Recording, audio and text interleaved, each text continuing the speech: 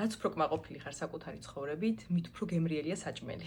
მოგიყვებით სეროტონინისა და დოპამინის უცნაურ ურთიერთდამოკიდებულებაზე. ყველას გვაქვს მომენტი, როცა გვინდა რომ რაღაცა სიამოვნება მივიღოთ, გავერთოთ და როგორც წესი ტვინი ამ დროს მიგვითითებს ისეთ ქმედებებზე, რომლებიც ყველაზე მარტივად აქტიურებს ჩვენში დოპამინს, როგორიც არის მაგალითად გემრიელი საჭმლის ჭამა, სკროლვა, გართობა, დალევა, ვიდეო თამაშების თამაში და ასე შემდეგ. მე პირადად ვარ ამის ნათელი მაგალითი, ჩემი ცხოვრების უდიდესი ნაწილი საოცრად ჰედონისტური ადამიანი ვიყავი. მაგრამ დგება მომენტი, როცა ეს ქმედებები ისეთ სიამოვნებას აღარ გვანიჭებენ, როგორც ადრე გვანიჭებდნენ და რაღაცნაირ შინაგან სიცარიელეს გვიტოვებენ. ძალიან დიდი შანსია, რომ ეს ყველაფერი იყოს ჩვენი ზოგადი ცხოვრებისგან კმაყოფილების დონით გამოწვეული. როგორც აღმოჩნდა, ადამიანები, რომლებიც კმაყოფილები არიან თავიანთი კარიერით, თავიანთი ოჯახური მდგომარეობით, ზოგადად საქმიანობით, უფრო დიდ სიამოვნებას იღებენ ისეთი ქმედებებისგან, როგორც არის მაგალითად გემრიელი საჭმელი, როგორც არის ვიდეო თამაშების თამაში,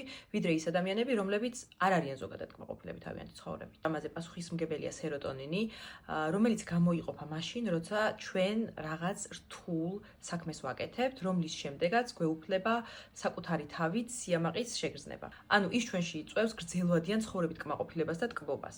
რაც შედეგად ძალიან გვეხმარება იმპულსების კონტროლში, ამცირებს ჩვენში სტრესს და ასევე დანაშაულის შეგრძნებას, რომელიც შეიძლება ამ ქმედებებმა გამოიწვიოს. ამის ნათელი მაგალითი არის მაგალითად ადამიანი, რომელიც კმაყოფილი არის თავისი კარიერით, გაცილებით უფრო შეირგებს დასასვენებლად წასვლას, ვიდრე ის ადამიანი, რომელიც უკმაყოფილოა. თუ ამ სიტუაციაში საკუთარი თავი ამოიცანი, მაშინ სცადე, რომ დოპამინის გამააქტიურებელი აქტივობები ჩაანაცვლო სეროტონინის გამააქტიურებელი აქტივობებით.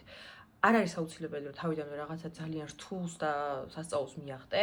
არა, პირიქით, ანუ ძალიან მარტივით შეგიძლია დაიწყო, როგორიც არის, მაგალითად, გასეირნება ნახევარი საათით, 15 წუთიანი ვარჯიში, ან რაიმე პატარა ჩანახატის გაკეთება, ან რაიმე პატარა ჩანაწერის გაკეთება. პირადი გამოცდილებით შემიძლია გითხრათ, რომ რაც უფრო ვცდილობ საკუთარი თავის გაუმჯობესებას და ნებაყოფლობით ვაკეთებ ისეთ ქმედებებს, რომელიც არის რთული, მაგრამ საბოლოო ჯამში თავს კარგად მაგრძნობინებს, ზოგადად ცხოვრების ხალისი და ცხოვრებისგან მიღებული სიამოვნება მაქვს ამაღლებული. ამიტომ დაფიქრდი, რის გაკეთება შეგიძლია დღესვე, რაღაც მარტივი, რაც საკუთარი თავით კმაყოფილებას შენში აამაღლებს და მე უკვე დააკვირდი შენი ცხოვრებისგან მიღებული ზოგადი ტკბობა როგორ შეიცვლება.